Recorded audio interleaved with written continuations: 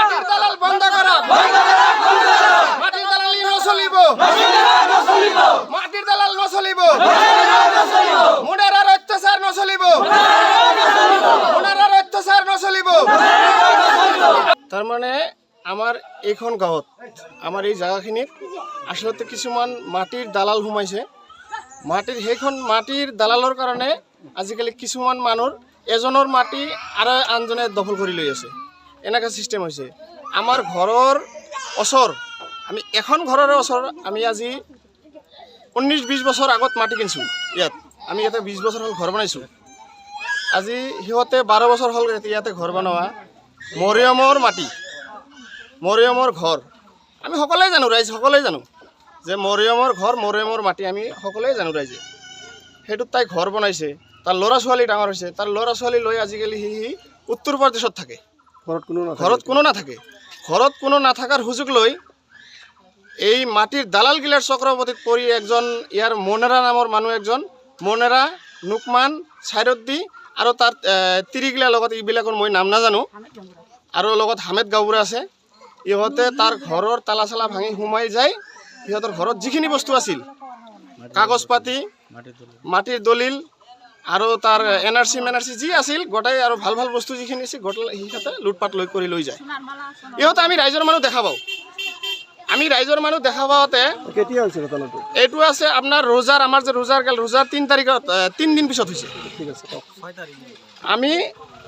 দেখা পাই না আমাৰ ৰাইজৰ মানুহ সিহঁতক ফোন কৰে যে তোমাহঁতৰ ঘৰত মানুহ সোমাইছে তেতিয়া সি অহাৰ পিছত মানুহে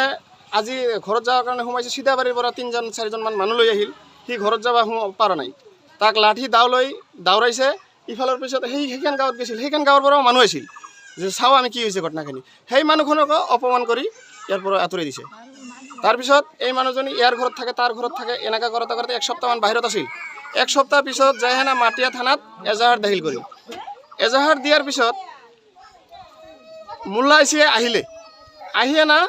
দুটা আসামী এহাতৰ ঘৰৰ পৰা উঠাই লৈ গেল লৈ যোৱাৰ পিছত সিহঁতক ৰাতিত কোনবাই যায় হেনা লৈ আহিল আমি কিন্তু এইটো নাজানো কোন যায়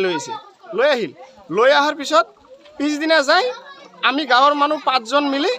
আৰু তাহাঁতৰ মায়েক বেটাক 2জনক মিলি আমাৰ ওপৰত এজাহাৰ দাখিল কৰি আহিল ইহঁতে এই মেগীটোৱে মনেৰা নুকমান ইহঁতে যায় আমাৰ ওপৰত এজাহাৰ দাখিল কৰি আহিল তেতিয়া অচি ছাৰে আমাক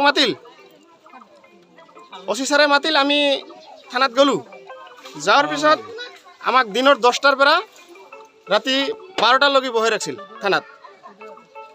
আর মোর লগত থানাত হয়তো মোক মারা হয়েছে ধমকি দিছে ঘটনা সন্দর্ভত আপনাদের রাইজর হয়ে প্রতিবাদ করছে আমি রাইজর হয়ে গেছো রাইজর হয়ে প্রতিবাদ করছো কারণে আমার উপর গছর দিল আর আমি যাওয়ার পিছত আমাক ধমকিও দিছে এতিয়া মাটিখিনি কার দখলত আছে এতিয়া মাটিখিনি মৰিয়মেৰ ঘৰ মৰিয়মে বৰ্তমান মৰিয়মে আছে বৰ্তমান মৰিয়মে আছে তেওঁ কি মাৰধৰ কৰিছে নেকি তেওঁ মানে এতিয়া এজাহাৰ হৈ গেল 2-3টা কেছ হৈ গেল তাই একো পোৱা নাই কিন্তু ঘৰত আছে এতিয়া 3 তাৰিখত এই যোৱা মাহৰ 3 তাৰিখত মৰিয়মে ঘৰত আছিল ইহঁতে নুকমান গেছে চাইৰদ্দি গেছে মনেৰা গেছে আৰু মইনাল হক গেছে আৰু হামেদ গাঁওবুঢ়া আছিল আৰু বাকী 3-4জন মানুহ আছিল এইবিলাকৰ মই নাম নাজানো তিৰি মানুহ তো নাম নাজানো মাটিখানি বেচবার নাকি তারা খুঁজছে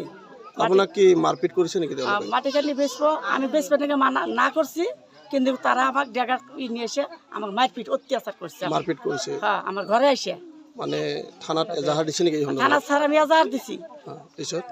পিছত থানাত আমার কোনো অ্যাকশন নেয় না ন্যায় পাওয়া নাই নেওয়া পাইনি নেওয়া না পাওয়া তো আমি গ্রামের মানুষের কাছে আমি আশ্রয় নিছি এতিয়া ক'ত আছে মাটিখিনিতে আছে না আপুনি আমার ঘৰতে আছে আমি ঘৰতে আছে হ্যাঁ আমাৰ মাটিতে আছে আমি ঘৰত আনন্দ আৰু সম্পৰ্কৰ চমক বজাই ৰাখিবলৈ জৰুৰী হৈছে সকলো আনন্দময় মুহূৰ্তত মৰমৰ উপহাৰ দিয়াটো